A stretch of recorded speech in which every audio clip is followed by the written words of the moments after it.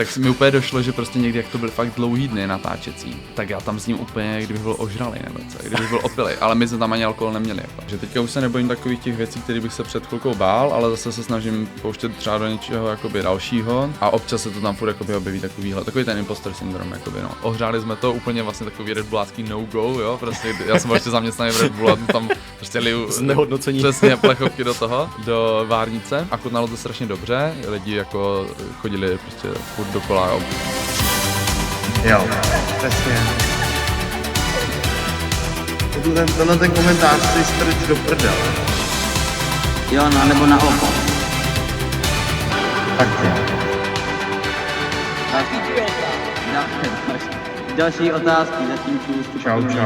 Dámy a pánové, krásné dobré odpoledne, vítejte u 49. dílu našeho nového a samozřejmě krásného podcastu tak nějak.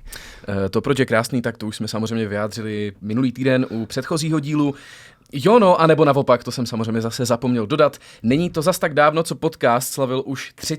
výročí a my vám děkujeme za podporu během těchto let, ať už jste s námi od začátku, nebo jste v nedávné době až na nás přišli a děkujeme samozřejmě i za to, že nás posloucháte jak živě z vysílání Rádia R, tak i ze záznamu, ať už z YouTube nebo ze Spotify.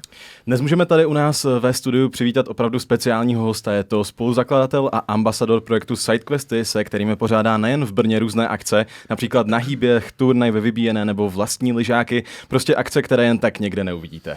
Kromě toho je také spoluzakladatelem konceptu Horká křídla, se kterými měl stánek na náměstí Svobody v Brně v rámci vánočních trhů. Také účastník Love Islandu, reality show, kterou sledují nebo sledovali miliony diváků, ale která mu přinesla také přítelkyni.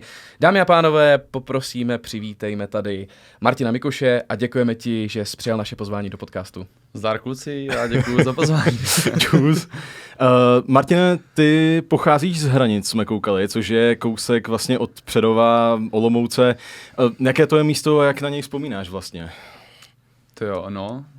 Nedávno jsem na to téma trošku měl takovou prezentaci pro středoškoláky vlastně tady na Masaryčce a vzpomínal jsem na to trošku negativně. Vlastně jakoby město je to v pohodě, ale je to takový to typický maloměsto a mně přijde možná to mám trošku jako zkreslený, možná tak ostatní nemají, ale že občas ta mentalita jakoby lidí v malém městě je taková omezující malinko, takže jsem rád, že jsem vypadl. Brutalu, taky trošku víme, jak to funguje, že samozřejmě. Ale takže... nic proti Hranicím. Jako jo. Kolik mají Hranice obyvatel? 18 000. 18 000, no to jsme měli taky, teď máme krásných 15. Máme další otázku tedy, než ses vlastně přidal k SideQuestům, tak si ukončil studium, my jsme se o tom trošičku bavili ještě před natáčením, co jsi studoval, Martine? Ale studoval jsem, což vlastně jsem jako dodělal, je pedagogika, občanky a tělocviku, ale potom jsem vlastně šel na magistra na něco jiného a šel jsem na management kultury a to jsem dělal vlastně semestr, protože jsem chtěl prostě dělat nějaký akce, nějak spojovat lidi, ale to se začalo tak nějak jakoby krystalizovat skrz SideQuesty, takže jsem se na to studium vykašlal. Jakoby. Už mi to nedávalo smysl tolik. A dělal jsi i vlastně žurnalistiku, že ano? To jsem dělal úplně jako vlastně první školu, nastoupil jsem na ní zároveň s programováním vlastně na VUTčku a obojí jsem zjistil, že jakoby není pro mě, já jsem furt se tak jako rozmýšlel, ale žurnu jsem dělal třeba semestr. Dalo ti to studium nějaké zkušenosti, které využíváš jako současně, nebo jako cítíš to tak, že ta škola ti prostě dala něco i přesto, že vlastně jsi to nedostudoval? Hele, dalo mi to asi třeba to, že jsem vlastně se možná vcítil jako do té kůže těch studentů tady v Brně a i vlastně skrz to, jako tenhle důvod, jak jsem se jako cítil já někdy, jsme založili ty SideQuesty, nebo skrz to já jsem měl motivaci dělat, protože jsem si připadal, že to Brno je takový strašně velký, máš tady jako kde poznávat ty lidi, ale občas je to těžký, takže jsem chtěl možná nějak jako udělat něco pro ty studenty nebo pro ty mladý lidi, aby se měli kde potkávat a co dělat. Takže to mi to asi dalo takovou jakoby empatii nebo možná nějakou vlastně ten rozhled toho, co tady jakoby ti lidi potřebují v tom Brně, no. Takže asi to. No, my jsme tady vlastně v prostorách FSS Muny, studoval si tady. Jaký ty máš vlastně obecně pohled na vysokou školu? Je to něco, co by si měl jako člověk, když má tu možnost zkusit, ať už je to kvůli tomu, že chce něco jako dělat potom v životě, že chce něco pracovat, nebo jako SideQuest. Jaký máš ty názor jakoby na to studium celkově těch vysokých škol? No, já si myslím, že ti to může určitě dát potřebný jakoby nějaký skills, co jsou třeba k tomu, co chceš potom jako dělat, ale zároveň si myslím, že je na to možná až trošku jako velký tlak, abys na tu výšku šel čas, anebo že to je přeceňovaný vlastně to, co ti to jako dá ta škola. Já si myslím, že když nevíš, nebo nebo trošku jakoby máš pocit, kudy jako směřovat, ale vlastně nemáš tu odvahu jako dělat něco svýho, tak asi jo, asi je to jako v pohodě, tak jsem to měl i já, že to byla taková jakoby zašívárna trošku pro mě, ale vlastně asi bych byl radši, kdybych tehdy sebral jako tu odvahu a šel dělat něco svýho už dřív. My teďka, než se přesuneme k těm sidequestům, tak se podíváme na tvoji kapelu, která se jmenuje Merry Go Round, nebo jmenovala Merry Go Round. Měli jste ji vlastně s kámošema z dětství. Na Spotify taky píšete, že jste začali skládat hudbu už od 15 let. Jako trio jste oficiální debutový single vydali Fall in May v roce 2021. A je to takový hodně melancholický single se spoustou reverbu, ale v té zdravé míře. Jak hodnotíš tady tu svoji hudební dráhu a co tě k tomu vedlo vlastně k té hudbě tenkrát? Vlastně to, co mě k tomu vedlo, je úplně jako bizár, protože v těch 15 v tom malém městě tam byl jediný klub, City Club jako, a v Hranicích a tam jsme chodili prostě, že jo, na diskotéky a strašně mě začala bavit tehdy elektronická muzika, takže já jsem v 15 letech se začal zjišťovat, jakoby, jak se to dá dělat. Tak jsem si stáhl FL Studio a té době jako dělám produkci hudební, nebo dělal jsem více, teďka už tolik ne, a s nejlepším kamarádem s Kájou. A potom i s Marťasem vlastně vzniklo to Merry Go Round a vedlo mi k tomu, že prostě to bylo úplně skvělý se scházet s 2 nejlepšíma kamarádama, dělat něco kreativního a dívám se na to zpětně jako strašně hezky, furt na to vzpomínám a ve chvíli, kdy vyšel Fall in May, vydali jsme videoklip, tak mi poprvé tak jako přišlo, že jsem se trošku nějak jakoby zapsal do nějaký kultury tady v Česku. I když úplně malince, chápeš, jako nikdo to skoro nezná, tak mně přišlo, že v tu chvíli už tady po mně něco jakoby zůstane takovýho, nějaký odkaz prostě. I když je to úplně malinká věc, tak jako... je to hezký. Má to přesto i nějakých 22 000 na Spotify a na YouTube to má taky nějaké tisíce zhlédnutí. Ta písnička Fall in May je vlastně součástí EP s názvem Done, to jste vydali v roce 2022. My jsme to poslouchali, každý ten song, jak už jsme říkali jako před natáčením, každý ten song je žánrově úplně jakoby jiný. Tak jak vlastně probíhalo to nahrávání toho EP, protože vy jste nějak na Spotify říkali, nebo psali, nebo píšete tam, že to vzniklo po nějaké jakoby session u čaje, nebo si to pletu s něčím. Jo, ale to je spíš taky troll trochu. Jo, čaj je nějaký jako kód pro něco. Ne, to prostě jsem chtěl napsat nějaký troll popisek, jako všichni tam berou, víš co, vážně, jako úplně to Spotify jakože popisky. Prostě vznešenej umělec. Jo. Ale vzniklo to tak, to EPčko vznikalo úplně organicky, takže vždycky jakoby každý ten track, podle mě, co tam je, vychází z nápadu někoho z nás 3, jo. Třeba Fall in May je nápad jakoby Kai, takový jako úplně jako jednoduchý 4 akordy, na který už vlastně potom my jsme začali společně všechno vrstvit. Pak je tam takový jakoby dramový track, který je prostě postavený na kytaře a to bylo něco, co já jsem si dělal v pokojičku a pak s klukama jsme to dodělali. Takže vždycky to bylo něco, že jeden z nás přišel s nějakým nápadem a hlavně každý z nás má jiný ten background. Kai miluje metal, prostě Marťas miluje českou jakoby akustickou muziku nebo Radiohead, to já teda mám taky strašně rád a já mám hodně rád ty elektronické věci, takže proto je takový, možná pro někoho myšmaš, pro někoho takový jako multižánrový EPčko. Ale musíme určitě doporučit. A co se týče jako hraní, tak zahraješ si teďka třeba někdy, nebo jako sejdete se ještě teď a zahrajete si spolu, nebo to už spíš jako ne?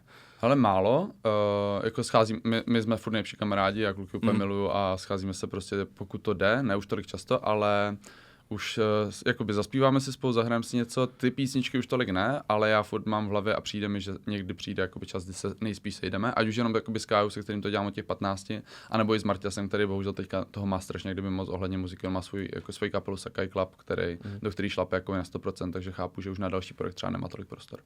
A jako viděl by ses třeba ty jako osobně v tom, že byste třeba v budoucnu, a máte to samozřejmě hodně, ale viděl by ses ty osobně v tom, že byste zase třeba vydali nějaký song nebo nějaký třeba EPčko? Určitě bych něco chtěl vydat, ale nikdy jsem se neviděl jakoby v tom, že bych byl full time prostě muzikant, že by tohle bylo něco, co já bych chtěl dělat jakoby pořád. Já si myslím, že jsem v tom i jakoby dost pozadu, já jsem prostě nikdy k té hudbě nebyl vedený, nechodil jsem na zušku, začal jsem se učit jako na kytaru sám a prostě chtěl by to strašně moc hodně času teďka do toho investovat, abych vůbec byl schopný jakoby někde vystupovat a stálo to za to. Pojďme se teda podívat asi dál. Ty jsi pracoval v Red Bullu, vlastně společně, jak jsme se bavili ještě s Vojtou Tomanem nebo s Adamem, že jo, teďka. Jo. Co jsi tam jako přesně dělal, co bylo náplní tvojí práce a co ti to jako dalo, co ti to přineslo? Ta pozice se jmenuje Student Marketeer a je skvělá, ale zároveň mezi námi Student Marketeerem to měl takový krycí název řidič skladník, jako ta pozice. To zní strašně cool, že děláš v Red Bullu, ale vlastně ve výsledku tady na té pozici děláš trošku to, že rozvážíš Red Bully a nakládáš je do auta a tak, ale jakoby i tak je to super, protože ty se dostaneš na místa, jako, na který se normálně nedostaneš, jsi na výšce a dostáváš jakoby příležitost dělat mini obchodáka prostě pro takovou firmu, jako je Red Bull, protože ty se snažíš třeba tady, jak máte, já nevím, bistro, tady je krmítko, ne? Ano, tak tady jsem já krmítko. často chodil a domluval vlastně, aby byly dobrý ceny za Red Bull, jakoby, aby byl dobře vidět a tak dále. A tohle je něco, co prostě je práce obchodáka jenom potom jakoby o dost ještě jako rozsáhlejší, akorát tady to děláš v takým menším měřítku a to je super prostě. A dostaneš se na velký Red Bull akce, dostaneš se mezi strašně zajímaví lidi, všichni si Red Bull jako tykají, na těch vyšších pozicích jsou taky jako strašně inspirativní lidi. To je na tom jakoby to nejlepší asi. A takže ty jsi jako i akce nějaké organizoval třeba v rámci toho Red Bullu, nebo to spíš už ne? Můžeš se k tomu dostat, jakoby na takový pozice, ne že bys to vyloženě organizoval, i když do jistý míry jo. Třeba jak jsou tady seznamováky nebo předškolováky, tak tam jsme vyloženě organizovali takový mini eventy nebo takový aktivity. Ale potom, jak máš velký jako Red Bull akce, jako je třeba showrun, kdy byla Formule 1 v Praze, tak tam se můžeš dostat na pozice, kde už tě jako trošku pustí k nějaký jako zodpovědnosti, nejsi samozřejmě na žádný manažerský pozici, ale dostaneš se tam jako taky k zajímavým věcem. Ty jsi teda v tom Red Bullu byl při tom, když jsi studoval, chápu správně? Ano. A měl jsi to jakoby tehdy jako jenom prostě dočasný přívidělek ke studiu, nebo si to bral jako něco, čemu by ses fakt chtěl věnovat full time tehdy? Ze začátku to bylo takový vlastně, že jsem nad tím asi nepřemýšlel, jsem byl strašně rád, že jsem se na tu pozici dostal. Pak jsem asi po roce zjistil, že ta pozice už mi dala to, co jsem potřeboval. A třeba další 2-3 měsíce už jsem tam byl spíš z toho důvodu, že jsem doufal, že se dostanu v té firmě někam dál. A když ta možnost přišla vlastně, dostat se úplně na skvělou jakoby, pozici, ne že bych už jí měl jistou, ale byl jsem docela dál jakoby, ve výběrku. To byla pozice správce, nebo takového asistenta, takového juniorního správce influencerů za Red Bull. Tak to bylo něco, co mě strašně lákalo, ale v tu chvíli přišla i nabídka jako z Love Islandu a v tu chvíli se i rozjížděly SideQuesty. Já jsem musel prostě udělat nějaký rozhodnutí, takže jsem tehdy odešel. Ty už nějak jako naznačil, co bylo vlastně pohnutkou k tomu, aby ty sidequesty vznikly, ale o čem ten projekt celkově je třeba pro lidi, kteří jako ještě neví nebo to tolik neznají? Já bych řekl, že to má takový jakoby 3 hlavní pilíře ten projekt a to je jako seznamovat mladý lidi, aby měli prostě ten nejjednodušší způsob, jak se seznámit a to je ten, že jdou někde, kde jsou i ostatní lidi, co se chcou seznámit, není nic jako jednoduššího. Druhá věc je vyzkoušet si jakoby nový sport nějaký a třetí prostě dostat do toho života nějaký takhle jako pravidelný sidequest, nějaký dobrodružství, jakoby naučit se to, že máš dělat to, co jakoby chceš, to kam tě to táhne. Takže o tom to hlavně jako děláme, abych to řekl teda zjednodušeně, ne tak filozoficky, tak je to prostě děláme každý týden nějaký akce, kde se sejde 20, 30, 40, 50, 60 lidí mladých, kteří si jdou vyzkoušet nový sport nějaký nebo zajímavý event a zároveň ví, že tam je úplně jako krásná atmosféra, že tam můžou kohokoliv oslovit a nikdo je nepošle do prdele prostě. Ty ses přidal k těm sidequestům, je to zhruba rok? Je tomu tak? Nebo jak je to už přes rok, no, je to listopad minulého roku, předminulého roku. Tentokrát, nebo v současné době sidequesty mají na Instagramu nějakých 25 000 sledujících a když jsi tam před tím více než rokem jakoby nastoupil, jaká byla ta čísla a čekal jsi, nebo věděl jsi, že ten projekt má takové ambice, že fakt jako vyroste až takhle nahoru a že to bude fakt jako velký projekt v Brně? Hele, já bych asi neřekl, jenom to upravím jakoby nastoupil, protože tehdy to bylo fakt, tehdy to byl takovej projekt mého teďka už kamaráda Standy a Emmy v Praze, který fungoval nějaký 2-3 měsíce a byly to takový jakoby skate eventy a nějaký přednášky a bylo to tehdy, ty čísla mohly být pardon, já se jenom vypnul. Jo, v pohodě. Tedy ty čísla mohly být nějakých, abych nekecal, si myslím třeba 300 sledující na Instagramu, 200 možná, teď si nejsem jistý. A na ty akce, na ty skatey si myslím, že jim chodilo třeba 15-20 lidí a nebylo to ještě pravidelný každý týden. A já si myslím, že jsem jakoby se Standovi ozval dost brzo, když jsem to u něho viděl, mně se strašně líbil ten nápad, že to nějak, já jsem taky chtěl jít skateovat a neměl jsem s kým, a jsem říkal, to je skvělý ty vole, tak já bych chtěl něco takového udělat v Brně a nevím, jestli jsem věděl, kam až to jakoby poroste. Asi ne, asi jsem nečekal, že to jak kdyby se rozroste takhle rychle za rok a že to bude mít takový jako v úvozovkách úspěch a vlastně už od té doby já jsem Standovi tehdy řekl, si pamatuju, že když už do toho půjdu, tak jdu do toho prostě s váma a chci být jakoby součástí toho týmu, takže my to děláme vlastně od té doby společně.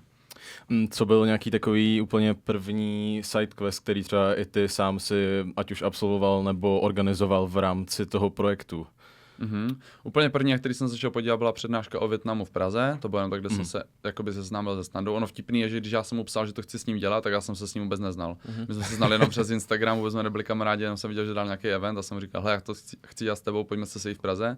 Jsem se s ním sešel a pak jsem hnedka vlastně za měsíc jsem to začal dělat v Brně. A první event, co jsem udělal v Brně, byl podle mě, tam v tom mám vždycky zmatek, ale myslím si, že běh. Běh byl první a potom o týden později byla stěna Boulder na hangáru. A na ten běh došlo třeba 12 lidí, si myslím. No jak tady na ty tvoje první jako sidequesty, které ty jsi taky pořádal, vzpomínáš oproti třeba současné době, kdy na ně chodí třeba o dost víc lidí? No, bylo to...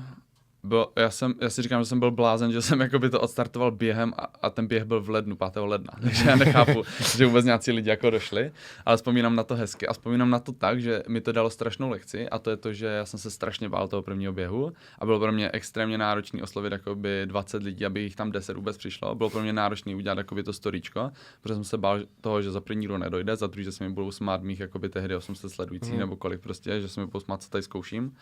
A že to bude trapný ta akce, nebo že to nebude to, co jsem očekával. Nic z toho se jako nesplnilo, že to jsou taky ty strachy, co máš v hlavě, které vůbec nejsou jakoby opodstatněný.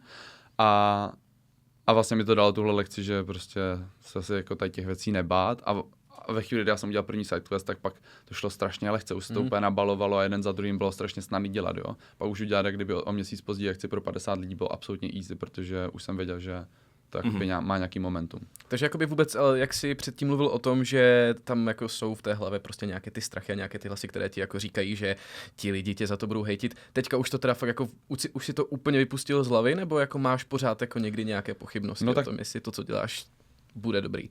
To člověk furt si myslím trošku jakoby posouvá, že teďka už se nebojím takových těch věcí, které bych se před chvilkou bál, ale zase se snažím pouštět třeba do něčeho jakoby dalšího.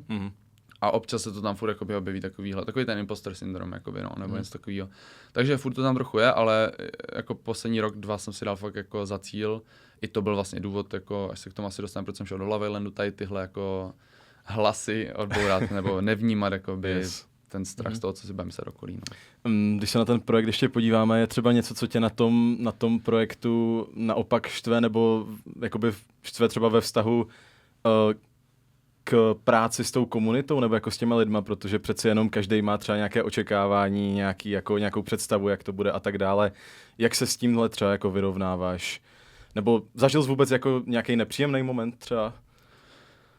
Moc ne asi, ale myslím si, že občas se tady v těchto komunitách ozývá, myslím si, že podobnou zkušenost měl i Vojta vlastně se svým Game of YOLO, že ti lidi, kteří tam jsou od začátku, a já to chápu tu výtku jakoby na jednu stranu, na druhou stranu se s tím nedá nic dělat, občas jakoby říkají, že ta komunita už není to, co bývala a že už jakoby je větší a že už tam chodí moc lidí, ale vlastně to je smysl té komunity, jakoby my to nechceme dělat pro 50 lidí, úzký kroužek vlastně kamarádů. Jestli ty jsi jakoby v té komunitě našel kamarády a chodíš tam s ním pravidelně, tak je to úplně skvělý, ale vlastně to splnilo ten účel, že jo. To neznamená to, že tam nemůžou přijít další jakoby cizí lidi a třeba se seznámit ještě s tebou, i když už máš nějakou tu skupinku kámošů, anebo se seznámit úplně s novýma lidma, co tam došli. Takže to je možná jediný, ne že bych to jako slýchal nějak často tady tu výtku, ale asi je to možná jedna věc, která někomu může nějak vadit, nebo tak. Tak to může být samozřejmě, nebo ty už chceš kameru? Ne, ještě bych dal jednu otázku a pak se přesunem, když tak na pauzu. Tak to vlastně, o čem jsi mluvil, tak to je vlastně jedna z těch věcí, která můžou být jako náročnější na tom, a já bych se chtěl spíš zeptat jako obecně na to, jak jsou organizačně tady tyhle ty eventy, teďka, když jako máte fakt jako více lidí, kteří na tady tyhle ty akce chodí, jak jsou náročné tady tyhle ty akce na tu organizaci? Pokud můžeš to klidně vzít nějak konkrétně, třeba když se podíváš na ty poslední. Já už bych upřímně teďka to vůbec jako s tím, co dělám, všechno nestíhal a mám štěstí, že už od prvních běhů mi s tím pomáhají Elis a Verča, úplně skvělý jako holčiny, který to je to nejdůležitější, co my potřebujeme vždycky jakoby v těch, takhle najít v těch lidech a to je ta samá láska, kdyby k té komunitě, jakou jsem měl já od začátku a to oni mají a pomáhají mi s tím strašně jako dobře, že já teďka jsem měl věnovat sidequestům, tak buď to už nerostou sidequesty, nebo nerostu já, ale tím, že tady mám další jako lidi okolo sebe, kteří s tím pomůžou, tak to je super a náročný to je, jakoby běhy už jsou zajetý, to je vlastně úplně v pohodě, to nás jako nic nestojí, jenom vyhodit storíčko nebo nějaký post, ale když třeba děláme, já nevím, s Marťasem jsme minulý rok dělali s kamarádem pool party, vlastně když jsme zatopili ten skatepark a dělali jsme velkou party pro 350 lidí ve Slatině, tak to je extrém, to vlastně byly 4 dny jakoby non-stop, prostě jsme se nezastavili, vozili jsme nějaký hardware zboží z Prahy a chystali jsme to, museli jsme spát na místě, protože tam bylo riziko, kdyby se někdo utopil v té jako vodě, co tam je přes noc, tak to jde na nás, takže my jsme tam spali na spacácích prostě přes noc v tom skateparku a tak, takže tohle už jakoby náročný je, no. Bylo aspoň teplo v té noci? Jakože Jo, tak to bylo v létě. No. To bylo v pohodě. A to teda jakoby vidíš celkově jako prostě vaši zatím asi největší nebo jakoby nejnáročnější organizačně akci. Asi jo, když nebudu jako vlastně nějaký ten výlet do zahraničí, třeba to Maroko, tak tohle bylo náročný, no. OK, tak my si možná teďka dáme teda pauzu chvilku a potom se vrátíme v další sekci. Ano, vrátíme se pro živě poslouchající za 3,5 minutky. Jo, to by šlo, takže 4:55, buďte zpět na svých přijímačích, my si dáme mezi tím písničku. Tak nějak. Jo no, a nebo naopak. Jo, no, nebo naopak. Taky. Další otázky, zatím Čau. Je to tak, dámy a pánové, Ivan Trojan, to je Frajer a my vás vítáme zpátky na vlnách Rádia R. Přesně tak, nevíme, jestli nás slyšíte nebo ne, kolega Filip Růžička nám zatím nedal znamení, každopádně my asi teda budeme pokračovat v rozhovoru a pak se omluvíme všem těm, kteří nás poslouchali, ale nic neslyšeli. Kteří poslouchali, ale vlastně neposlouchali. Každopádně naším dnešním hostem je opět Martin Mikuš, ještě jednou děkujeme, že jsi přišel a jak se máš vlastně? Řekni, jak se máš. Mám se mega dobře, dneska jsem hodně dlouho spal, takže je docela dobrý. Do kolika? To se neříká, to nemůžu. To by mě zaměstnaní lidi zabili. No, tak dobrý. My se možná teda vrátíme ještě chvilku zpátky k sidequestům. Bavili jsme se o té komunitě, co je pro tebe důležitější, jako ty už jsi to trošku jako načnul, ale růst té komunity nebo spíš její soudržnost? No, tak jako musí to jít ruku v ruce, jako nemůže ta komunita růst takovým tempem, že najednou to začne být anonymní prostě se skupení nějakých lidí, ale zároveň co neroste, tak to umírá, že jo, takže prostě to třeba obojí. A jak mezi tím jako najít ten balans? Myslím si, že my ani neumíme růst rychleji, než by bylo zdrávo, protože je to takový těžký jakoby růst, takže myslím si, že ani ho nemusíme hledat a tak nějak přirozeně se to snad zatím jakoby daří, bych řekl. Jaké jsou vlastně, nebo jaký je třeba tvůj osobní největší jako cíl, který by si s těmi sidequesty chtěl jakoby dát, nebo který si dáváš? Ať už co se týče třeba nějakého kariérního růstu, nebo třeba co se týče nějaké největší akce. Ten cíl asi jako spíše takovej nudnej, takový procesový, ale asi, aby to jakoby začalo trošku ještě více žít vlastním životem a fungovalo to co nejvíc jako samo, aby to bylo potřeba co nejméně jako korigovat a ovládat a kontrolovat. Takže tohle vybudovat z toho vlastně, když to řeknu jinak, vlastně takovou nějakou úspěšnou firmu, která sama funguje a která si dokáže vydělat na ty zaměstnance, kteří do toho dávají tu práci, prostě, která je potřeba odměnit a tak. Takže asi tohle hlavně. A aby vlastně tím pádem, ne aby to byl jakoby stroj na peníze, ale aby tím pádem jsme mohli spojovat co nejvíc lidí a no, byli jsme toho schopní, protože jakoby ty peníze jsou nutné pro tu udržitelnost. A vy momentálně jak vlastně řešíte finance v rámci sidequestů právě? No, tak je to takový, vlastně to vnitřní rozdělování těch peněz jsme řešili jakoby teďka konečně tento rok, nějak jsme si myslím přišli na nějaký jako systém, který zatím je jako funkční a ten zdroj těch peněz jsou ty větší eventy, ty zahraniční eventy, vlastně prodej našeho jakoby merče, to je spíš jakoby do budoucna ještě, my tam něco máme, ale trošku nám ještě to stojí jakoby s e-shopem a potom brand dealy vlastně. Je něco, co tě třeba v rámci těch sidequestů za ten rok a něco jakoby změnilo tebe osobně, nebo nějaký třeba pohled na život nebo pohled na svět? Co ti to třeba jako dalo v tomhletom? Mě asi... mám čekat? Já jenom zavřu okno. Jasné. No, moment, tak než odpovíš, tak můžeme dát nějaký jako výplňkový věci třeba... Ne, dobrý, tak jo, tak už je zpátky, dobrý. Jo, můžeme potom. Co mi to dalo, tyjo, nevím. Je to takový, jako dalo mi to strašně moc věcí. Jedna asi jakoby z těch nejdůležitějších byla to, že jsem se musel naučit víc jako komunikovat s těma lidma. a být ten, jakoby, kdo se tam cítí sám sebou, i když jakoby, to bylo takový to fake it till you make it, jako samozřejmě jsem tam byl jakoby nervózní, ale nesměl jsem tak moc vypadat a když jsem jako já vypadal, že se cítím dobře, tak ti lidi se cítili dobře, takže asi tohle, teďka si myslím, že trošku, jak už jsem začal, méně teďka chodil skrz jakoby Love Islanda, tak zase to ve mně opadlo, tak se to musím zase trošku naučit. A potom mi to dalo asi to, že jako velký asi smysl do toho, co dělám. Prostě já jsem si uvědomil, že když jsem potom, jakoby, když teďka vidím ty lidi, jak spolu jezdí na ty výlety sami, vytvořili jsme jako fakt spousty kamarádství jako nových a jako propojili jsme ty lidi, tak asi tohle, tak jako by smysl do života, že mi došlo, že fakt jako měníme ten svět okolo sebe k lepšímu. Vy jste jako možná bych řekl spíš tak jako sportovněji asi zaměřený celý ten projekt, že jo?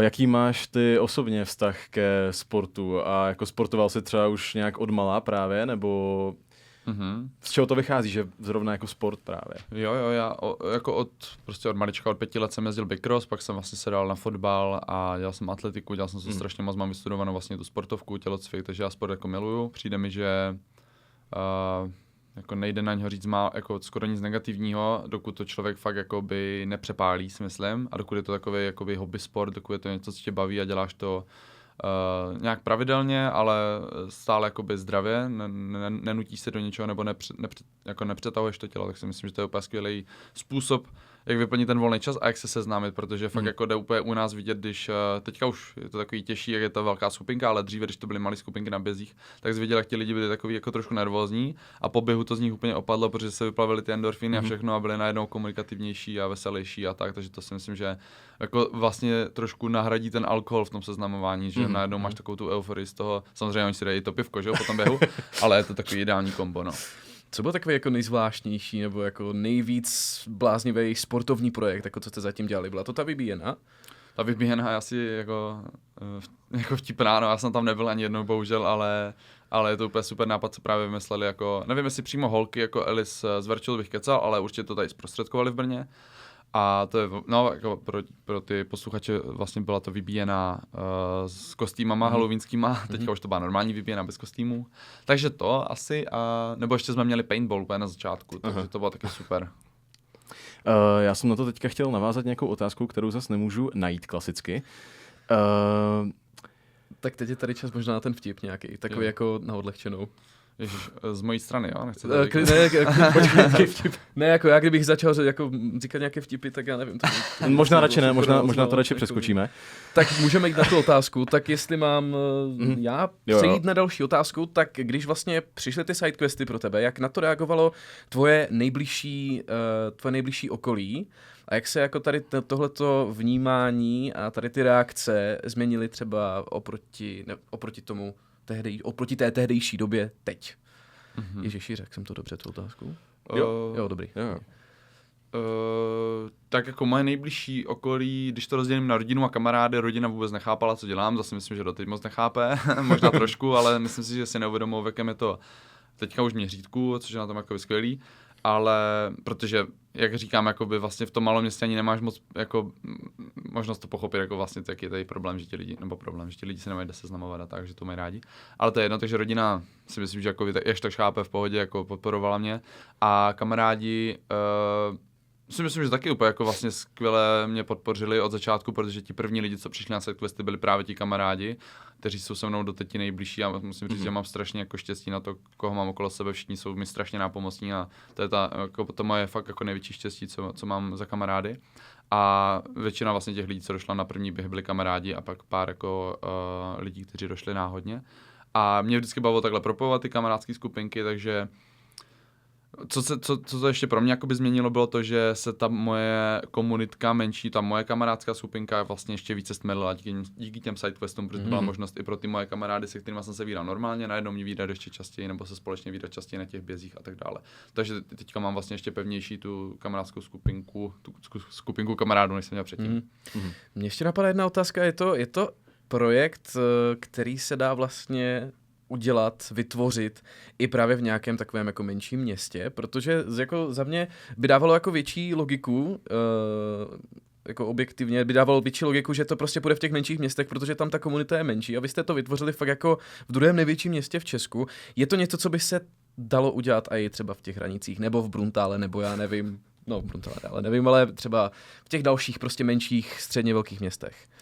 Já si myslím, že asi jo, nebo asi jako určitě, ale přijde mi, že tam ty komunity fungují sami o sobě. Jako vlastně děcka tam chodí na fotbalové tréninky, mají tam svoji komunitu, středoškoláci prostě spolu chodí na střední školu, takže mají tu komunitu. Ta výška je víc anonymní a tak, no asi. Takže tam bych řekl, že tam není až taková poptávka, ale šlo by to. Zkoušeli jsme jeden malý sidequest ve Svitavách, kde jsem taky já nebyl, dělal to právě Standa s Emou a úplně skvělý vlastně běh a piknik, myslím tam byl, kde se sešlo 40 lidí, což Svitavy jsou úplně jako typický malé město. Jo, tam bydlí moje babička, Jo? ale předpokládám, že nešla.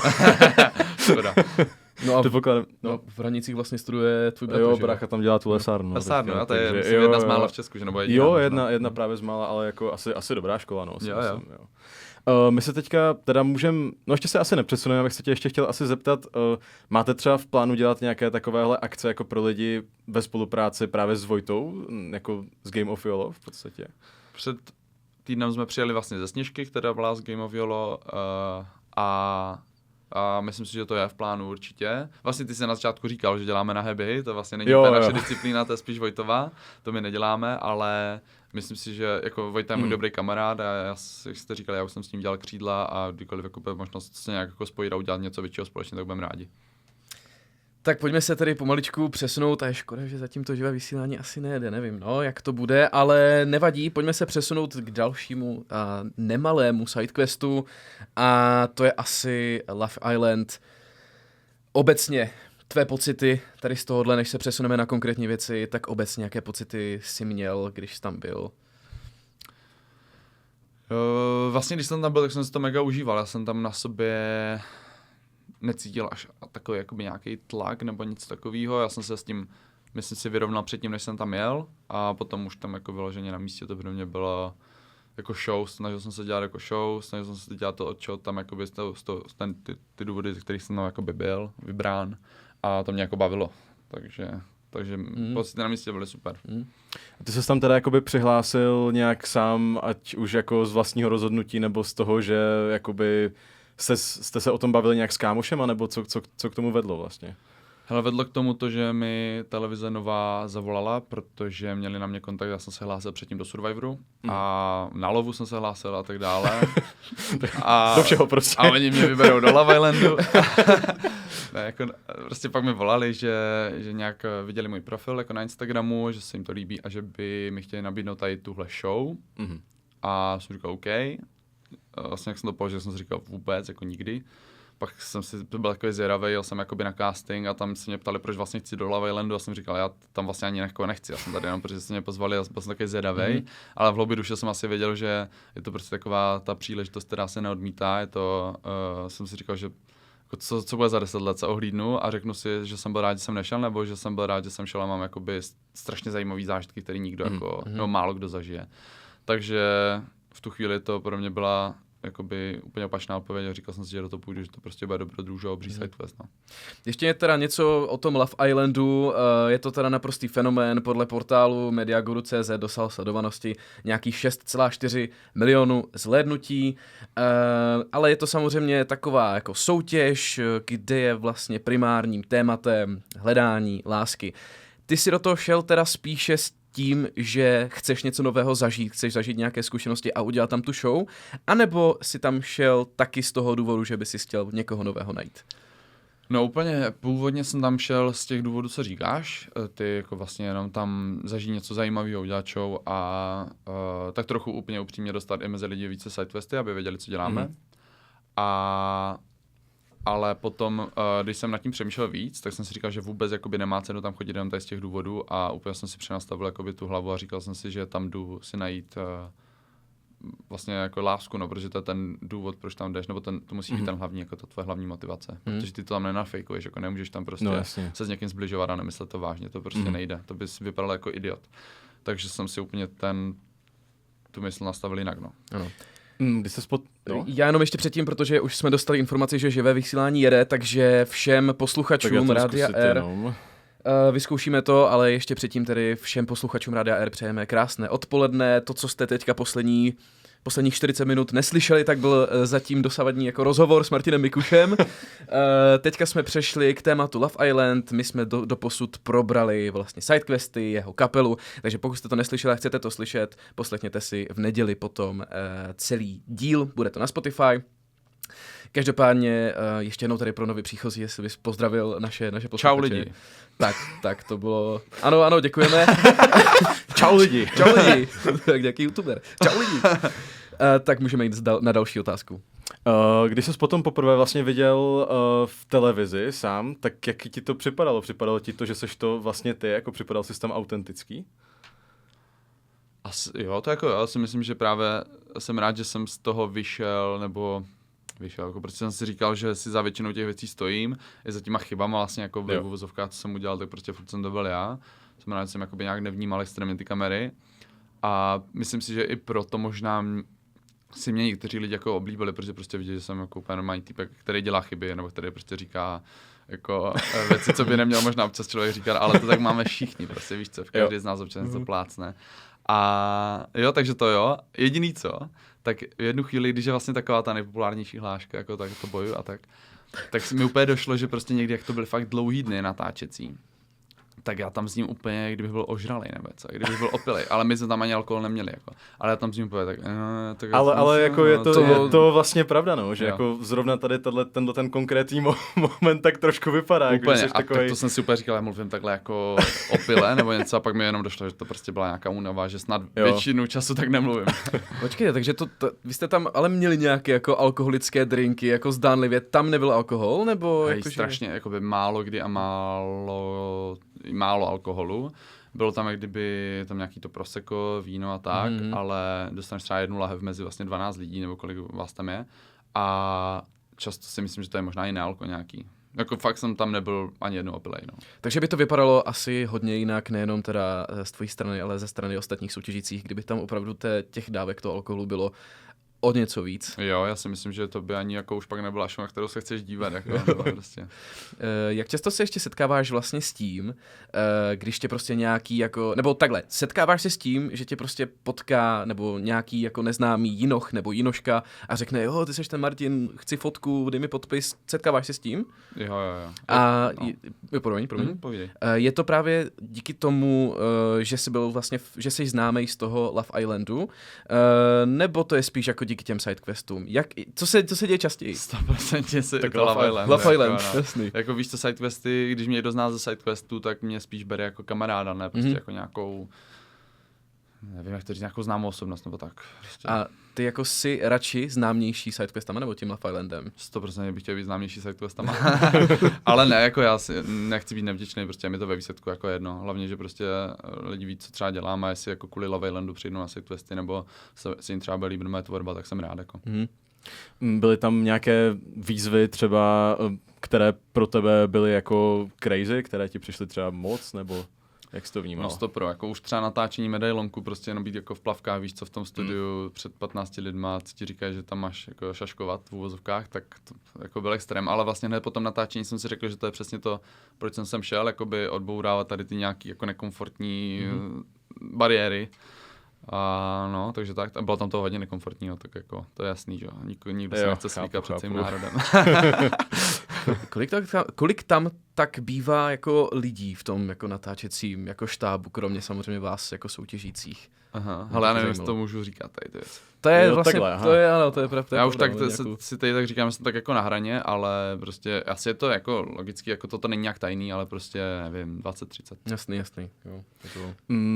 Byli jste jakoby s těma ostatníma soutěžícími opravdu jako parta, jako vnímal jsi to tak, že prostě se tam spolu jako táhnete za jeden pro vás, řekl bys to? Řekl bych, že jo. Asi jak s kým, jak kdy. Řekl bych, že se to časem možná víc jako rozdělovalo a pak už možná ani tolik ne, ale nemyslím si, že to je vinou těch lidí, že to prostě je vinou toho prostředí, že už to pak náročný, že jsi 2 měsíce někde s lidma na vile. A potkáváte se i jako dneska s některými, kromě samozřejmě Michel, že jo, ale jako potkáváte se i dnes? Hej, s Michel se občas potkám. Jo. A jednou za čas na kafe. Občas přesně za jednou na drink a s ostatníma upřímně tolik ne. Já asi tím, jak vlastně tady mám ty sidequesty, to je jedna věc, a druhá věc, jak už tak jako mám tady strašně moc kamarádů a jak jsem v Brně, tak pro mě je už náročný udržet tady ty kamarády, co tady mám a vážím si jich, ale samozřejmě to neznamená, že jakoby na těch ostatních z Love Islandu mi nezáleží, zažili jsme spolu jakoby něco úplně unikátního, ale tím, že jsme v Praze a teda, že oni jsou v Praze, já jsem jediný možná tak jako v Brně s Michel a ještě s Áďou se vlastně vídám často.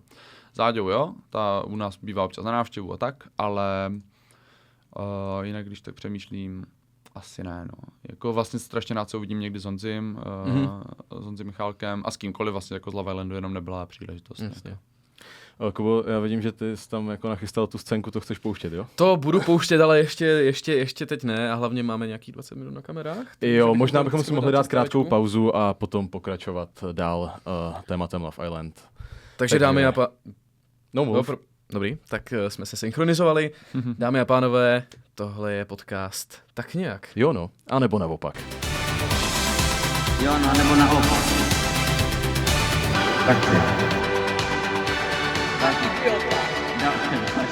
Další otázky, zatím si Čau. Dámy a pánové, 49. díl podcastu Tak nějak stále pokračuje, i když tedy zatím neživě. Je to smutný. Ale pokračujeme dál a můžeme jít na další otázku. Dobrá, já teda začnu další otázkou. Co je podle tebe náročnější? Budovat komunitu lidí tady jakoby v reálném světě, nebo přežít ten jakoby mikrosvět v tom Love Islandu, v té izolaci před těma kamerama? To je úplně jiný disciplíny, no, takže řekl bych, že možná na psychiku asi ty kamery, že jo, tak jsi tam jako zavřenej a na nějakou vytrvalost nebo na to, abys jakoby to dělal pravidelně, tak ta komunita, no. Máš ještě nějaké další třeba informace jako ze zákulisí, o kterých, neříkám, že jako kamery nevěděli, ale prostě, které byly třeba jako vystřižené. Je mi jasné, že jich asi bylo hodně, ale jako máš třeba něco exkluzivního, ano, to je to slovo, které jsem potřeboval vědět, co prostě se třeba vystřihlo, co se nedělo, co se dá samozřejmě použít i před 22. hodinou, pokud jako takhle ne to. Jo, přemýšlím. Já vlastně nevím totiž, co bylo na kamerách a co nebylo, já jsem to neviděl. Jo, takhle. Takže nevím, možná jako maximálně, jestli máte nějakou jako konkrétní otázku, tak vám odpovím, ale takhle jako... Tak asi spíš tak může to být i, co bylo jako co bylo na té kameře, jako obecně prostě, co jsi viděl jako takovou nějaký pikantní tvůj zážitek, který ty jsi tam jako zažil, který ty jsi tam viděl. A samozřejmě jako ideálně tak, aby se to dal použít i před 22. hodinou. Já nechci nikoho nabonzovat prostě takhle, takže... Já fakt nevím. Ale pokud nechceš odpovídat, samozřejmě... Tam se toho děje strašně moc, jako fakt prostě, ty už po 2 týdnech tam jako cítíš, já nevím, ani ne jako, jak to říct, to by prostě už je najednou skoro všechno jedno, takže jako připravte se na nejhorší, jo, bych řekl, prostě všechno, co si myslíš, že se tam děje na té vile, tak se tam asi děje, tak bych to řekl, no. Okay. Jak moc tě ta soutěž změnila ve vnímání vztahů mimo ní a jakoby tam vnímáš jako nějaký rozdíl? No, asi vnímám to, že jsem jako tak zjistil skrz ty komentáře, nebo možná i skrz nějaké chování jako některých účastníků, nebo vlastně i jako trochu režii té show a všechny takovéhle okolnosti, tak jsem zjistil to, že mi přijde úplně absurdní, že si lidi jakoby myslí, že existuje jeden jako recept na zdravý vztah, nebo jak by to mělo vypadat, a tak by to mělo být. Jakoby, jak to mám já, tak to přece musí mít všichni ostatní, jak ten vztah funguje. A tak to vůbec jako není. Prostě ty vztahy jsou tak jako různorodá věc, a že mi fakt přijde, že tady máme zažitý nějaký jako schéma, jak by ten vztah měl fungovat, ale to tak prostě vůbec jako není a možná skrz to na to hodně jako vztahu dojede přesně ztrskotá na tom, že si myslí, že to by mělo být takhle ve vztahu. A proč? Tak prostě si to řekněte jakoby oba dva, jak to má být, a to je vaše věc, jak to má být. Takže to mi přijde, no, že víš to, že něco se tam děje v té show, někdo to má, jakoby, něco se snaží si vykomunikovat, a pak najednou diváci ti řeknou, jakoby, že to není v pohodě, nebo Zorka tam přijde a skritizuje ti to, a si říkáš, proč? Tak prostě takhle jsme jakoby na tu, já nemám nic konkrétního, jo, takhle, jasně, ale vlastně je to jako show založená na to, že trošku jakoby hodnotíš to, jak mají ostatní jako vztahy a to nejde, že jo. To Jasně, je no. věc, co je nehodnotitelná. A tak zase na druhou stranu je to asi věc, která lidi očividně jako baví, hodnotit mega. vztahy další, Přesně že jo. tak. Takže Jo, to je na tom to. ta soutěž asi taky tak trochu funguje, no. Ano. A co Zorka? Jaká byla jakože mimo kamery? Protože že jo, jako profesionální moderátorka má jako několik let vlastně zkušeností, ať už z rádia nebo z televize. Jak ty jsi ji vnímal jako osobu? Jako když jsem přišel úplně poprvé na vilu a viděl jsem ji poprvé, tak to bylo hnedka jako vysílání, že my jsme se vůbec nějak nepředstavili, nebo vysílání, natáčení. A tak já jsem si myslel, že ona je taková jako normálně a že je fakt jako ostrá, že jí to až jako se nebaví, jsem si myslel, jo, jak je taková přísná. Mm-hmm. A pak vlastně, když jsem jí poznal normálně, jak jsem zjistil, že je strašně zlatá, že fakt jako mi přijde upřímně hodná, že jí fakt jako záleží na těch jako soutěžících, že se snaží jako s každým vyjít jako za dobře, strašně skromná ženská a úplně taková úžasná. Takže osoba, ti přijde, že to je jakoby nějaká nastavená role prostě pro ty diváky. Jo, přesně tak, no, tak jak to má být, Jo, prostě, aby jo, to jo. i všichni mají rádi, jakože je prostě taková diva. No a my už jsme to nakousli před přestávkou nebo na konci poslední sekce. Máme tady samozřejmě kultovní hlášku, nebudeme ji tady teda pouštět, ale víme samozřejmě, co to je za hlášku, tak bojuj. Co říkáš na to, že zrovna tady tohleto se stalo takovým jako fenoménem, protože co si budem, byla doba, kdy jsme to jako fakt slýchávali všude, v každém nějakém reelsku prostě. Jakoby, co říkáš na to, že zrovna tohleto bylo ono? A ještě další návazná otázka na to, myslíš si, že se to jako zlepšilo, že to slýcháváš jako míň? Nebo je to pořád jako častý a slyšíš to kdekoliv to jde? Ale včera jsem si šel dát kebab a slyšel jsem to tam. Před týdnem jsem byl v Egyptě na dovolené, slyšel jsem to tam. Před 3 týdny jsem byl v Maroku na dovolené, slyšel jsem to tam. Jo, že to na mě někdo volá, takže... Jako někdo úplně jako cizí. A i v tom Egyptě, i v tom Maroku. Přesně tak. Úplně cizí Jakože člověk. i Egypťani. Ne, to naštěstí ne. Ale Češi v Egyptě. A ti lidi, Ty vole, no. jako já to teď nemyslím špatně, já to vůbec nechci nějak jako kritizovat, já chápu, že oni to myslí dobře, ale oni si občas myslí, že když na tebe tohle zařvou, tak je tvoje povinnost najednou se jako vyusmát a pozdravit. Ježíš, čau, ty to znáš, tu hlášku, to si děláš srandu. Ale vlastně, jakoby, když to slycháš každý den, tak je to už takový přes čáru možná. Jo. A kdyby tě ten člověk jakoby radši oslovil, řekl ti dobrý den, ahoj, nebo prostě něco fandil jsem, tak je to prostě 100krát lepší. Ale když na tebe takhle jako zařve, tak ty asi přijdu, jak kdyby byla nějaká opice cvičená nebo něco a měl bych jako reagovat jako nějak. Takže já jako jsem, nevím, přijde mi to vtipný, že se tahle jako hláška proslavila, vůbec nevím proč, já jsem o to úplně odosobněný, pro mě to byl úplně random rozhovor, 1 z milionů. A nechápu to, ale vlastně jsem jakoby ráda miluji tady ty internetový bizáry, tak jsem se nějak jakoby do toho zapsal, ale no tak prostě jakože, když to vidím někde, tak to skipuju, jedu dál radši. Ale jsem s tím jako v klidu, prostě já chápu, že ti lidi to nemyslí špatně, když to na tebe řvou, ale možná by to jako chtěl trošku nad tím zamyslet nejdřív, než to uděláš. Jako asi si prostě neuvědomujou, jako, že to nemusí být úplně příjemné. No jasně, že, prostě na ty lidi se neřve, jako ať už to kdokoliv, jakože. Existuje ještě třeba něco, co jste tam jako zažili a chtěl bys to divákům jako vysvětlit, ale nebyl pro to prostor vlastně?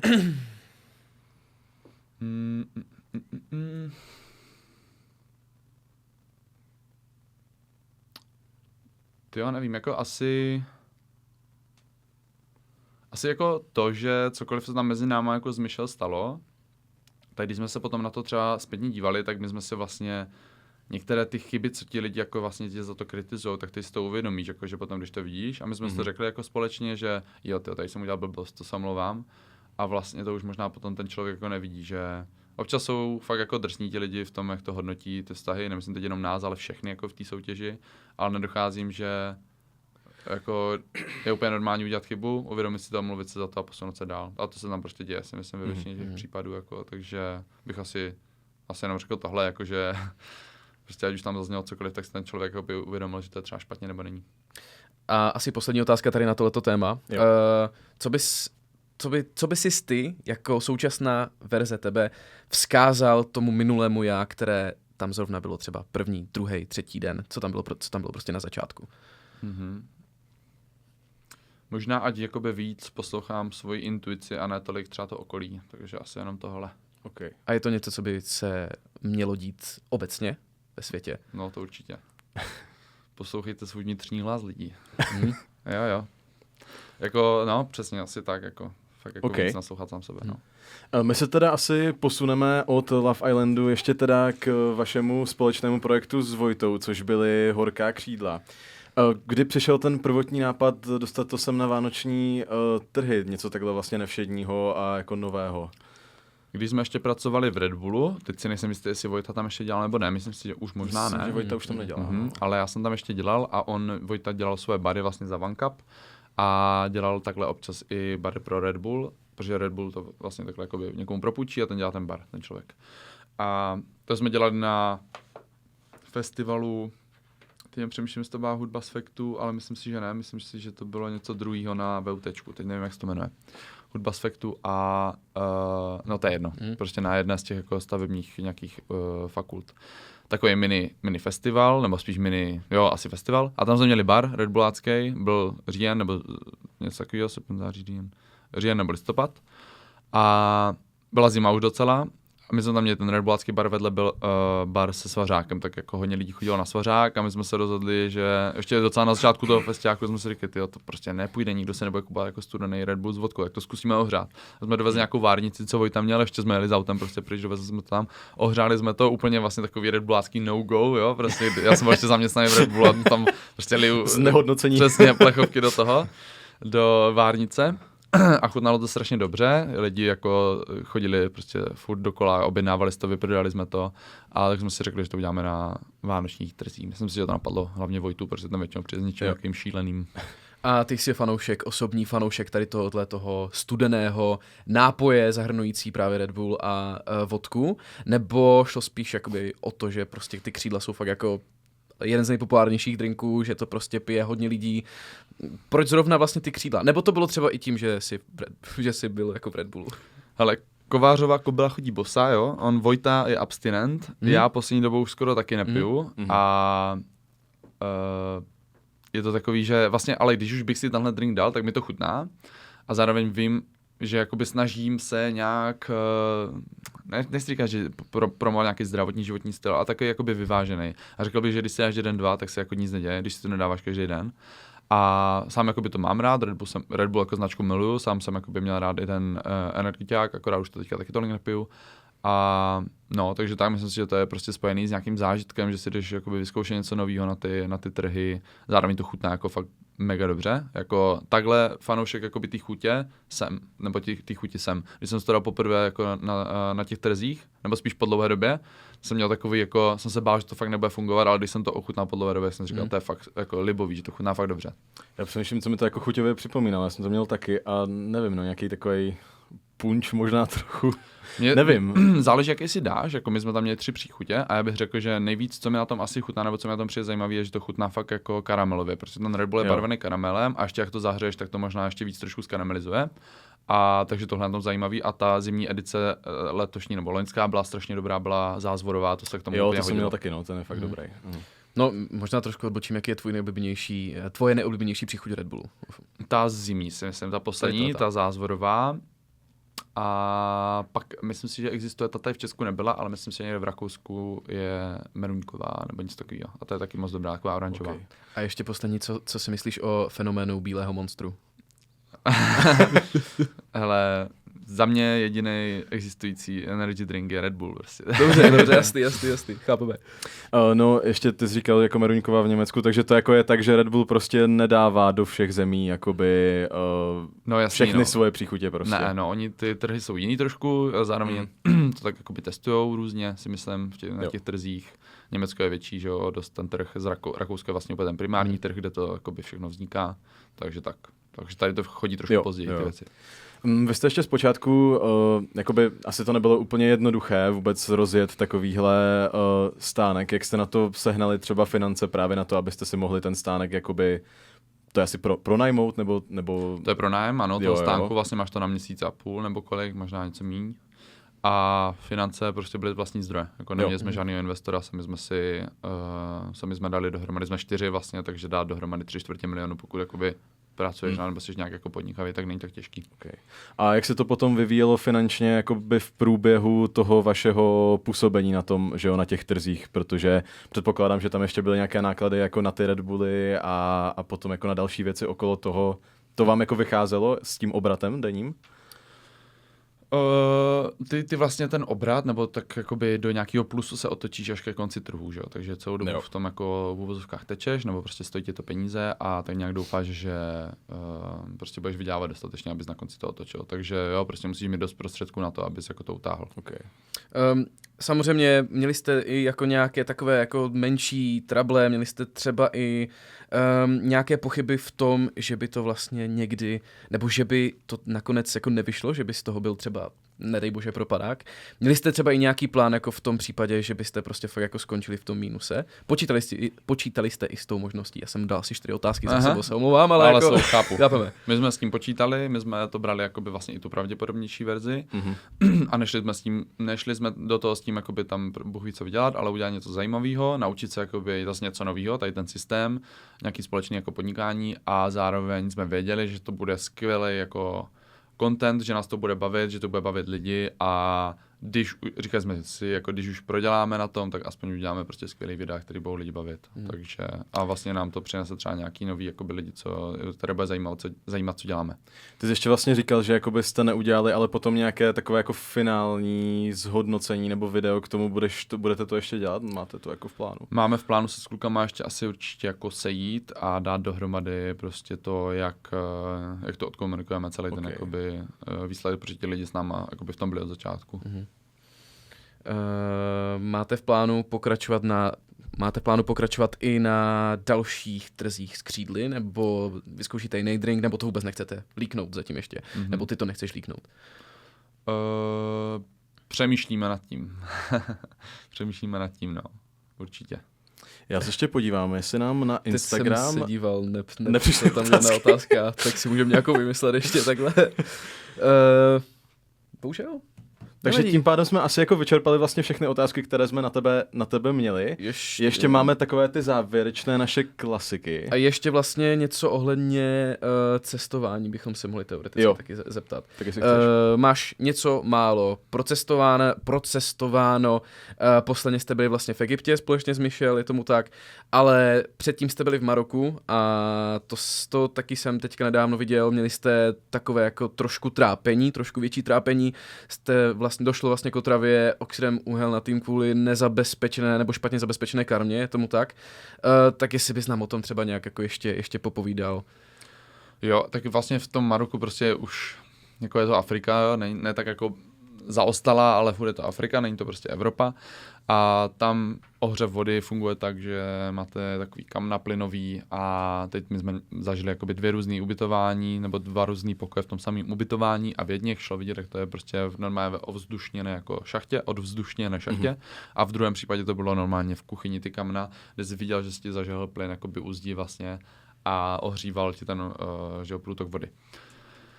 No a ty, když jako to asi nedáváš kontrolovat, tady ty kamna nebo ten plynový hořák, tak se ti teda může stát, nejsem expert na chemii, ale může se ti asi stát, že špatným spalováním se ti uvolňuje, jak se důhel na do té místnosti. A my jsme se prostě ráno probudili se strašnou migrénou oba dva, protože jsme večer předtím si dávali horkou sprchu, že jo, oba.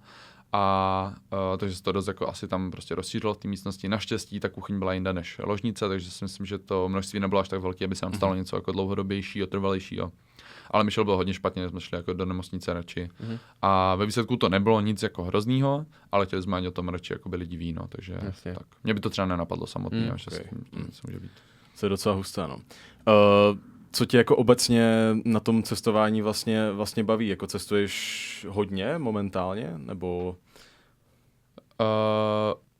Řekl bych, že furt by to šlo víc jakoby cestovat a i do zajímavějších krajin, ale snažím se cestovat dost a baví mě na tom asi nejvíc jako poslední dobou, nebo asi už od jak živa. Mě lákalo nejvíc to poznávání těch kultur a pamatuju si, že když jsem, jako ta moje největší motivace nebo chuť cestovat byla, když jsem četl od Ladislava Zibory 40 dní pěšky do Jeruzaléma.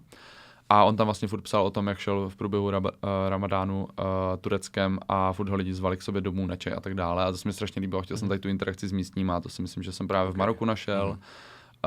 A při tom cestování, při tom stopování, taky s těma jako lidma takhle občas mě zvali k sobě domů a to je to, co mě lákalo nejvíc. Prostě poznávat ty lidi a ty kultury. Když se ale podíváme teďka k těm jako negativnějším zážitkům, viz právě tady ta otrava, tak dokážeš si třeba i díky tomuhle, všechno zlé k něčemu dobré, dokážeš si i díky tomuhle třeba víc vážit, jako Česká, Brna, svého jako domova? Jo, strašně moc, jako třeba mi to hodně dalo právě to stopování, kdy jsem jako fakt týden v kuse spal, že jo, jako ve spacáku nebo 10 dní prostě jenom ve spacáku, moc nemáš kde se jako umít, někde maximálně v jezeře. Prostě když jsem byl student, bylo mi 18, tak jsem jedl jenom chleba s paštíkou, protože jsem byl v Norsku, který byl extrémně drahý, byla tam večer zima, jednou, když jsem si vzal špatný spacák, tak jsem mrzl prostě někde v Alpách, jako a klepal jsem kosu celou dobu, takže mi přijde, že všechny tady ty věci mi dali to, že přesně si toho úplně vážím, že jako já fakt jako mám takový rituál, že každý den, když si dávám horkou sprchu, tak mám takový ten rituál vděčnosti, že si říkám, že jsem strašně vděčný za to, že mám teplou sprchu. Já to úplně miluju a za prvý a za druhý je to fakt dobrý si říct každý den, za co jsi jako vděčný za něco a opět ti to zlepší jako celou jako náladu celý den. Takže mi přijde, že jako tohle mi to dalo určitě, no, že fakt v Česku se žije úplně úžasně, že tady je i bezpečný, prostě všechno funguje a tak. Myslíš, že jako lidi to tady tak, nebo proč to tady tak jako lidi nevnímají? Myslíš, že jako jsme takový negativnější? Protože mně třeba přijde, že jo, jako taky jsem něco málo procestoval a přijde mně, že jako lidi bývají obecně jako pozitivněji naladění, ne všude samozřejmě, ale třeba Thajsko a tak, jakože jsou tam takový jako milí lidi a tady pak člověk přijede do Česka, že jo, a... No tak... To je strašně těžko soudit, to je tady na nějakého sociologa asi, že jo, z fakulty, ale můj takový jakoby skromný odhad je, že těch jako asi pilířů bude víc, prostě nějaká historie, že jo, toho národa, tak jako komunismus v tobě asi zanechal to, že prostě si spíš jako závidíme a tak. A pak nějaký, jako možná i ten ateismus, co tady je jako strašně častý, tak v tobě úplně nezanechá prostě nějakou, právě tu praxi jako vděčnosti nebo dobrosrdečnosti nějaké vůči jako okolí a tak. Ale nemyslím si, že to je tady jako až tak hrozný, ale za plotem je tráva vždycky zelenější a to tady lidi jako si myslím, že cítí často, že v Rakousku je lépe, prostě v Německu je lépe a srovnáme se s nimi. Vždycky se všude něco najde, no. Tak před těma závěrečnýma otázkama bych dal ještě poslední, než zase pozastavíme kameru. Jedna země, kterou bys chtěl určitě navštívit v budoucnu. Asi francouzská... Guyana? No, přemýšlel jsem jestli tohle, anebo... Spíš možná kousek Mexiko by mě lákalo mega. Asi to je taková jakoby věc, co poslední dobou jsem viděl často i někoho skrz jako kuchyni, že to tam je skvělý. Myslím si, že tam přesně tady ta jakoby Amerika bude to, co já mám rád, jako to poznávání těch lidí a to, že tam můžeš tu kulturu prostě dost jakoby nasát, i skrz to jídlo, i skrz ty lidi, takže asi to. Chtěl jsem vybrat jakoby nějakou jednu nejlepší a myslím si, že asi tohle je takový něco, co mě láká dlouhodobě. Takže my si dáme teďka ještě krátkou pauzu a pak teda rozhovor zakončíme a já si řekl bych jenom tak nějak. Jo no, a nebo naopak. Naopak.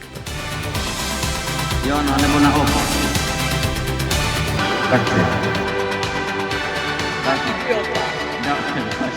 Další otázky, zatím Čau. Dámy a pánové, to znělo jako znělka toho našeho pocitu, když končí rozhovor. Zrovna Přesně tak.